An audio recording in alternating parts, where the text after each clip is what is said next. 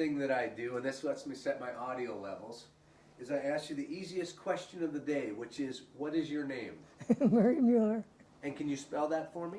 Mariemueller. And is that a married name, or is that a... That's a single name. I've never been married. Okay. And where and when were you born? I was born on October the 17th, 1912 in Anderson, Indiana. Anderson, Indiana. When is that? What's that by? What's a... It's about 30 miles from the capital there. Was that where you grew up then, or did No, it was just happened to be there because that was the home of my mother's sister, and my mother was anticipating problems, and so my family was at that time living in Terre Haute, Indiana. Both went and stayed with my aunts for my birth, and that's it. Were you born at home then, or at a hospital? No, my aunt's home. Yeah. That's my dad was the same way, Yep. born at home, and Yeah, that long ago, that was the usual thing. boy, I can't even think of that. I mean, they do some of it with midwives and stuff like that, but you don't even imagine. No. What was it like growing up as a... So, where did you grow up then? Well, when I was 18 months old, my father was transferred to Chicago, and so I had my first 6 years in Chicago, or I had about 5 years in Chicago then. And then we moved to South Bend, Indiana, and I lived there of my growing up years. Do you Most of remember? them. Do you remember as a little girl, as you played, what you wanted to be when you grew up? Or? No, I remember an awful lot about growing up like that, but I remember when we moved to Chicago, we lived right across the street from Jackson Park, and Mother took us to Jackson Park every day, I think. So all the buildings left from the fair, were still there. The three models of the Columbus boats were in a lagoon there, and the Japanese houses, and a lot of the things that were left from it. And many of those buildings then were used for other things, like the Field Museum was in one of the buildings in that park. And that museum was one of our favorite haunts. That's where I learned to be fascinated by mummies. And I think it sparked my lifelong interest in archaeology. Oh, really? Oh, wow. So at that young age? Yeah. Oh, huh. And that, do you remember where you were when you heard about Pearl Harbor? I was at home in South Bend, Indiana. My family was spending the weekend at a lake nearby in southern Michigan, because that's 6 miles, 6 miles from the border to Michigan. And so they were there, and I was alone at home. And I didn't have anything turned on, and I didn't know anything about it until the next morning. I was just reading and that sort of thing. So how did you finally find out? One of the neighbors, or? You have to talk from people talking the next day. Went to work and. It's interesting. Oh, so you went to work. Where were you working? Oh, I was just at that time I didn't have the steady job. I was working at a department store, which I picked up during the Depression. I hadn't been able to get anything for 4 years after I got out of it. I'm sorry, my voice gives out easily. Until after I got out of the training, I had a 2-year training in education and a certificate to be a primary teacher. But I got out of there in 1931 and there weren't any jobs. Absolutely none. The only people I knew that got jobs had pull of some kind, like an uncle in the city council, and a relative that was in a southern Indiana girl. I knew a relative that was a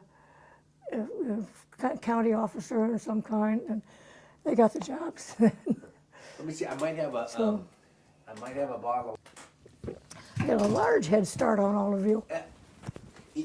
It's interesting.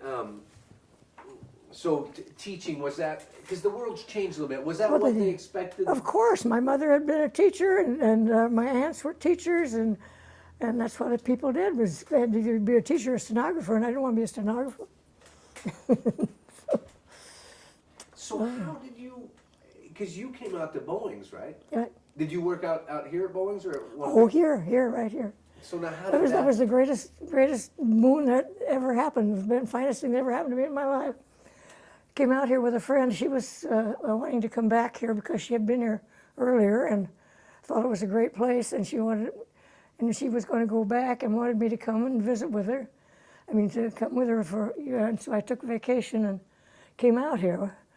We drove out, and it was my vacation, and we came across country in a little car, stopping here and there and all that, which was great. And then went to Boeing. She was going to put in an application, and I was expecting to go back in 2 more weeks, but I thought, well, I might as well go and talk to them while I'm here. So I went in and talked, and they said, by that time I was working at Studebaker's in just an office job where you did filing and stuff like that, you know. And they said, well, if you get a release from Studebaker's, you've got a job. So I wired Studebaker's and asked for a release, and the next day I got a wire answering it. They got an answer, and so I had a job. They started me in as a billing clerk in the graveyard shift in the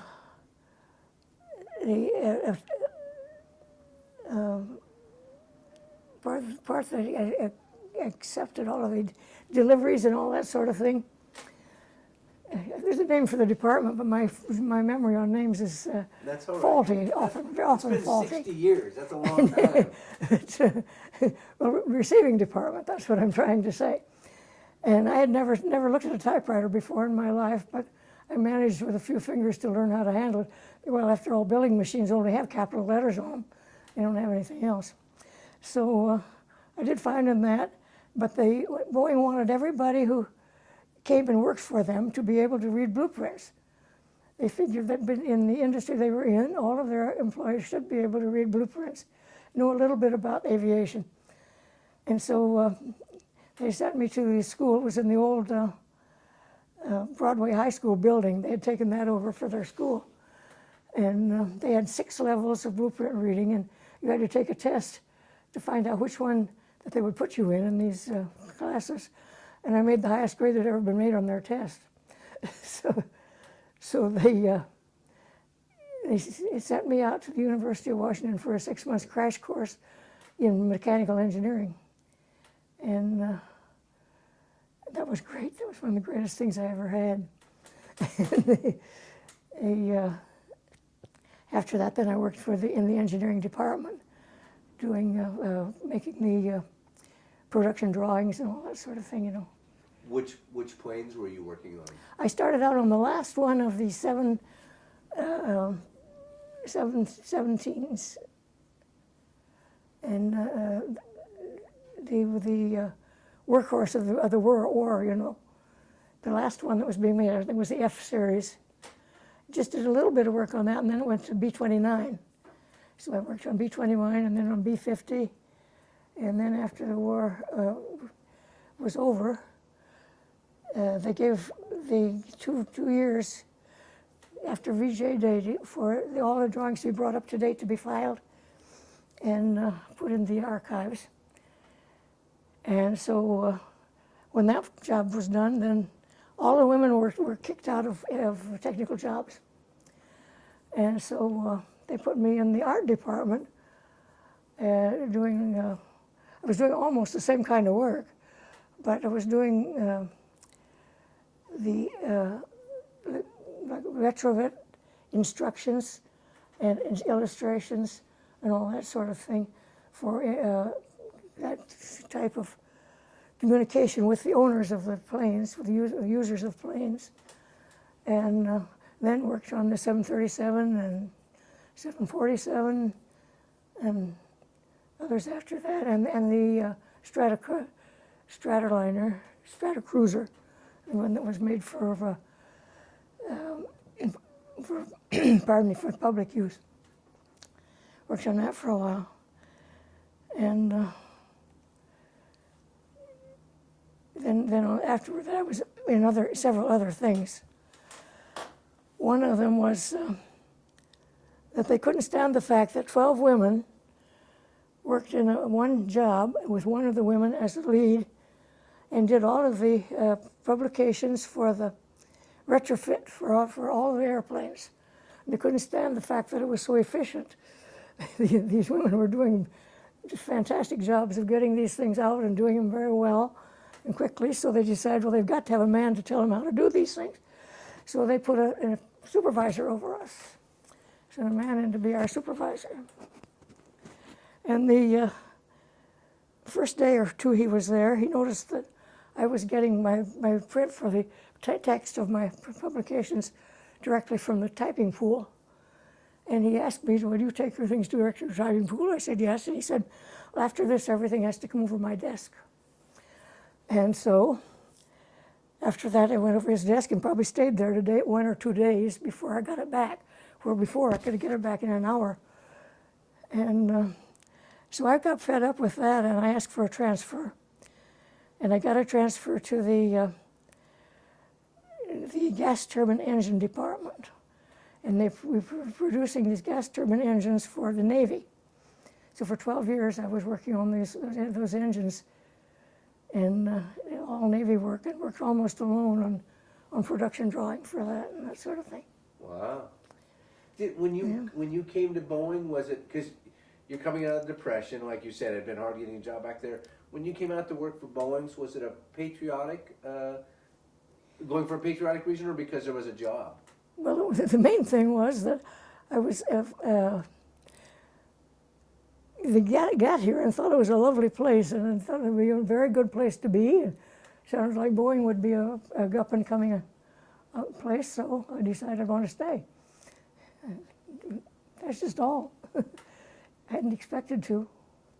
Would you ever have imagined having the opportunity to go to engineering school as a woman prior to the war? Never in my life could I have hoped for any such thing. But what happened was that I did very well in the training session out at the university, and I thought, oh dear, I will just continue with the training and will get a degree in engineering. So I talked with Professor Brown, who was one of my professors there, and about this, and he said, you would be a very good student, but he said, you'll never get anywhere in that because the men won't let you. He says you could get stenography for them, but they'll never let you be an engineer. So I decided, well, then I won't. So when you were at Boeing and you learned to read blueprints and do all that, were you starting to move into the, quote, man's world at that time? Very much, yes. I was the only woman in most of the groups that I was in through all of it. And how did that go? Was that a smooth sailing? Well, no, oh no. I was resented. I was very much resented by a lot of them. But I could do the work. And so my bosses usually liked me very much. So it was hard for him to argue with that because you were good at what you did. I know. I know that I was good at what I did. I know that from the responses I got from all that, and I enjoyed it very much. I liked the work, but mostly I worked alone, of course, because you just have an assignment of something to do and you work alone. As the Rosie the Riveters started becoming more common, did that help even things out? I don't know whether it did or not, because I made some very good friends among the men that I worked with, and then I had some that obviously resented me. Like one time I had a job on the Stratocruiser, and it was putting some equipment in the cabin, and there were an awful lot of things in the cabin, of course, of that big plane. And I found that the place that I was supposed to install some electrical equipment had already been used by one of the other engineers on something, and I thought, well, rather than report it, I will go and tell him, and maybe he could correct it, So I went down and told him, but he was furious with me for finding it. Wow. So that's there were things like that. And then there were others that made cracks about taking men's jobs and all that sort of thing, I heard sometimes there was, and I heard both sides of it. Some men were glad that you came because it meant they got to go to war. And I heard that some men resented it because... Of course, that would be part of it, because some of the men I know were there only to get out of the draft. Some of them from Montana and a number of the Midwestern states, and Western states particularly, came and got jobs there so that they wouldn't have to be drafted. And their attitude was pretty obvious. But if a woman could come in and replace them, well, I suppose some of them did feel that way. I don't know, because of course I wouldn't have the reason to talk to them, particularly.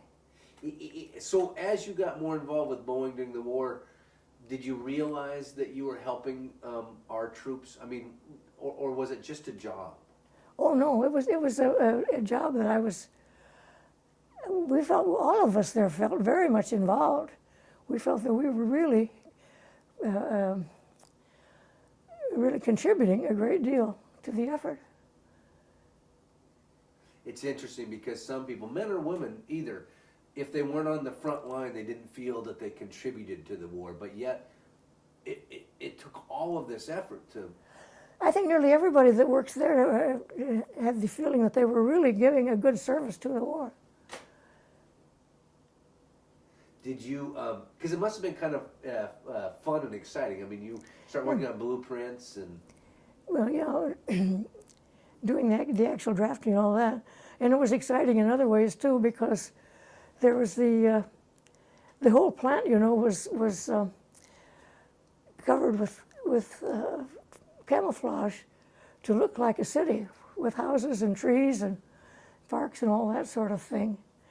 So that all those flat top buildings, enormous as they were, just looked from the air like part of the city. But when we were going into work, on the corner of the building would be a machine gun pointed at us with an attendant. And before we could even get into the place, we had to go through the guard areas, you know, the guard gates and that sort of thing.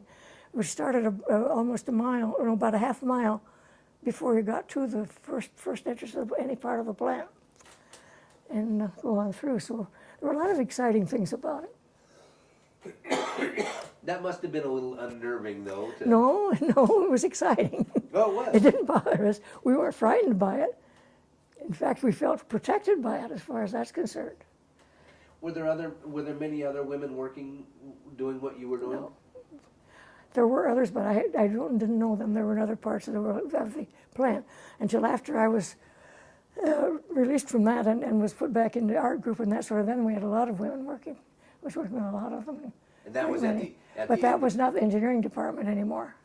So that was at the end of the war, though? Yes. Was that kind of disheartening? Because you were very good at what you did. Well, I was still good at what I was doing then afterward, too. So you didn't mind that because it sounds like they kind of said, well, thank you very much. That was it. Of course, they were a little bit apologetic about it. I mean, the people who talked to me were. But the thing is that I knew what the world was like. The whole world had those same attitudes toward women working, and I'd known it before I even got there, and I knew that it would persist after the war as far as that's concerned. So I sort of accept things as they are, and got along with people, mostly. It's interesting because, again, that attitude, the kind of discrimination, but women were a big part of World War II.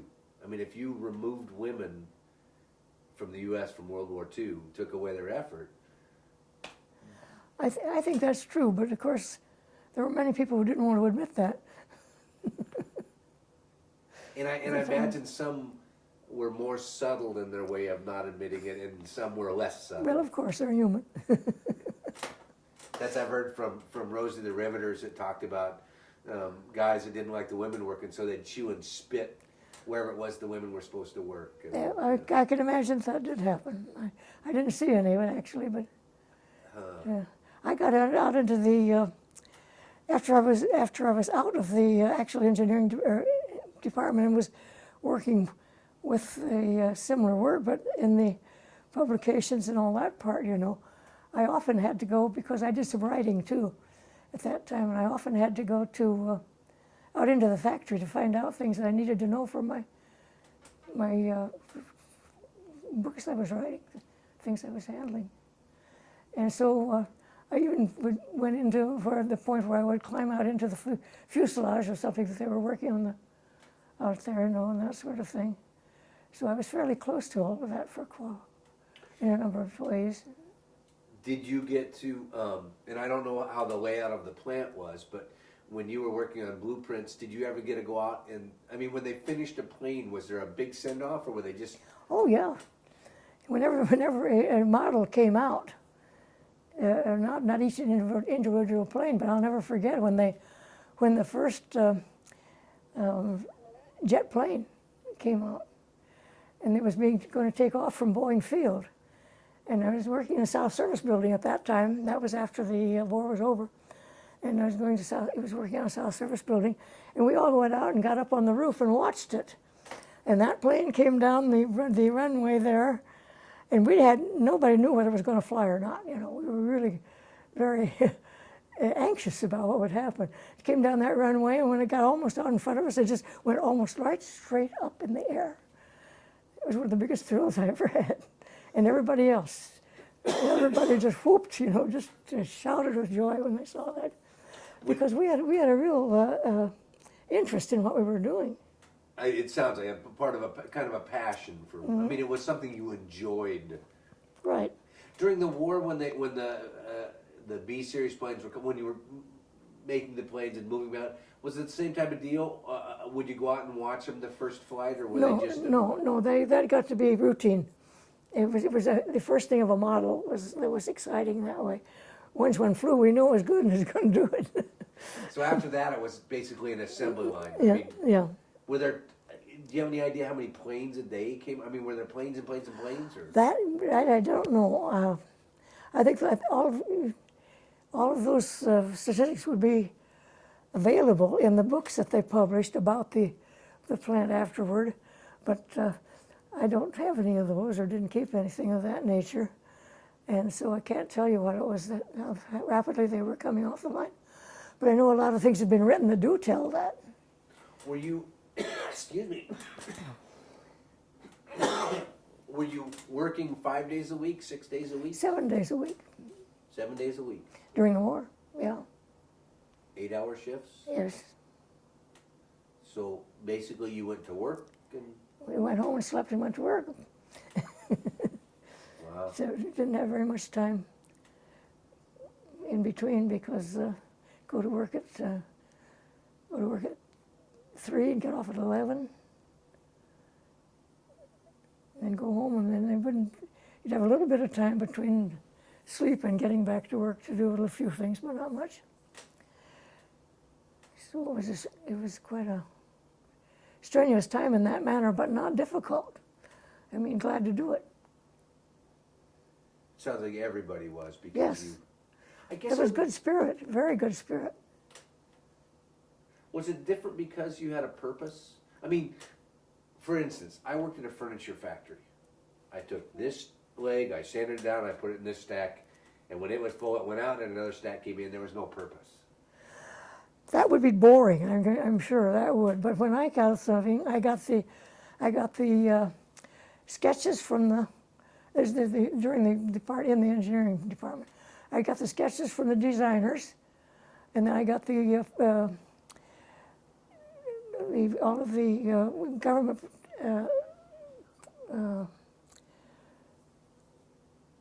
speculations, the speculation books with it, and working with those together, I made the blueprints right from the beginning to the end, all the way through. So how did you make the blueprints? I sat on a tall stool at a big table, and we were all drawn with pencil on what they called,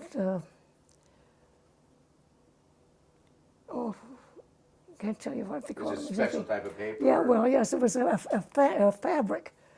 It was a fabric that was then impregnated with some chemicals and such things. And they were drawn with pencil, but you could make erasers and that sort of thing on them. And linens, they called them. Linens. And then they would be, after they were drawn and checked and approved, and you could make corrections and changes, and they would be photographed and printed as blueprints. So you started with a blank linen. Yep. And how did you know what to draw? From written description? No. They made sketches, but I had to put them in perfect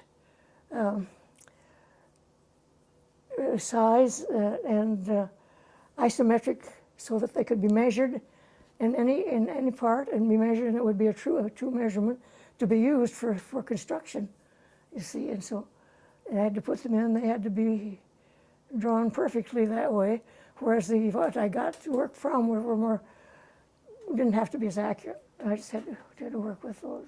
So you basically took the conceptual drawing, and they gave you some other information, and then you did it to scale. Absolute scale, right.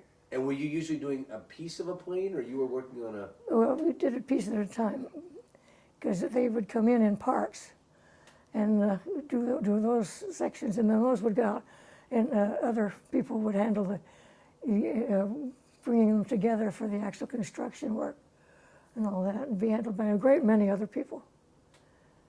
It must have felt kind of exciting or good to see one of those planes that you had sketched out. Yeah. You see the newsreel and see it.